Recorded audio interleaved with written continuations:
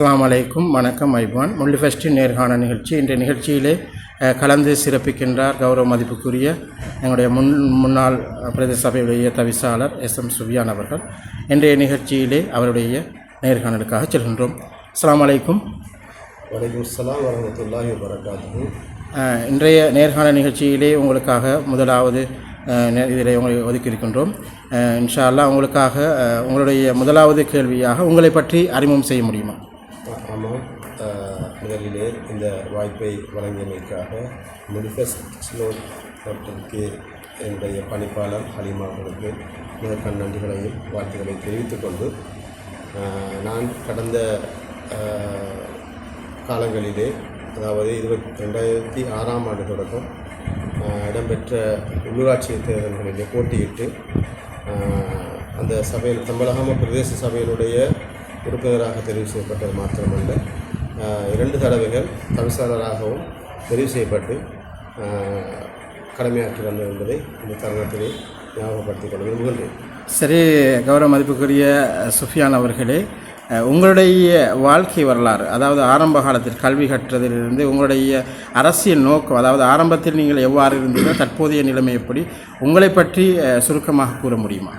ஆமாம், நான் இந்த சிராஜ் நகர் பிரதேசத்தில் பிறந்து வளர்ந்தவன். அதே போன்று எமது இந்த பிரதேசத்துடைய அல்ஹிக்மா பாடசாலை மற்றும் அல்ஹிஜ்ரா, அதாவது தற்போதைய முல்லிபத்தானை மத்திய மகாவித்யாலயம் போன்ற பாடசாலைகளிலே கல்வி சாதாரண தரம் மற்றும் உயர்தரங்களை கற்றவன். அத்தோடு நான் கடந்த காலங்களில், அதாவது இந்த பிரதேசத்திலே சமுர்த்தி திட்டத்தை அறிமுகப்படுத்தியது மாத்திரமல்ல, சமுர்த்தி வங்கி திட்டங்களை அறிமுகப்படுத்தி சமுர்த்தி வங்கியினுடைய உதவி முகாமையாளராக நீண்ட காலமாக கடமையாற்றி இந்த பிரதேசத்திற்கு அளப்பரிய சேவைகளை செய்வதற்கு வாய்ப்பு கிடைத்திருந்ததை நான் ஞாபகப்படுத்த விரும்புகின்றேன். சரி, கௌரவ மதிப்புக்குரிய சுஃபியான் அவர்களே, உங்களுடைய அரசியல் பயணம் ஆரம்பத்திலிருந்து இன்று வரைக்கும் எவ்வாறான சவால்களுக்கு மத்தியிலே முகம் கொடுத்து இன்றைய அரசியல் நிலைப்பாடு உங்களிடம் எப்படி இருக்கின்றது?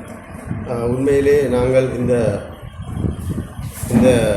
இதை பொறுத்த வரைக்கும், அரசியலை பொறுத்த வரைக்கும், நான் 2006ஆம் ஆண்டு அரசியலில் பிரவேசித்தாலும் கூட அதற்கு முற்பட்ட காலங்களிலே நான் பல்வேறு பாடசாலை காலங்கள் தொடக்கம் பல்வேறு சமூக சேவைகளிலே, அதாவது இந்த எமது பள்ளிவாசல் நிர்வாகங்கள், விளையாட்டுக் கழகங்கள் போன்றவற்றுடைய நிர்வாகங்களிலே தலைமை பொறுப்புகளை ஏற்று பல்வேறு பதவிகளை வைத்து அதனூடாக சேவைகள் செய்த அடிப்படையிலே தான் எனது அரசியல் பிரவேசம் இடம்பெற்றது. அதேபோன்று நாங்கள் இந்த அரசியலுடைய ஆரம்ப காலம் தொட்டு, அதாவது அந்த எமது பதவி காலங்களிலே பல்வேறு சவால்களுக்கு மத்தியிலே, அதாவது நாங்கள் எமது பிரதேசத்தை எடுத்துக்கொண்டால் மூவினமும் வாழுகின்ற ஒரு பிரதேசம். அது மாத்திரமல்ல, இந்த பிரதேசம் ஒரு 3 தொகுதிக்கு உட்பட்ட ஒரு பிரதேசம்.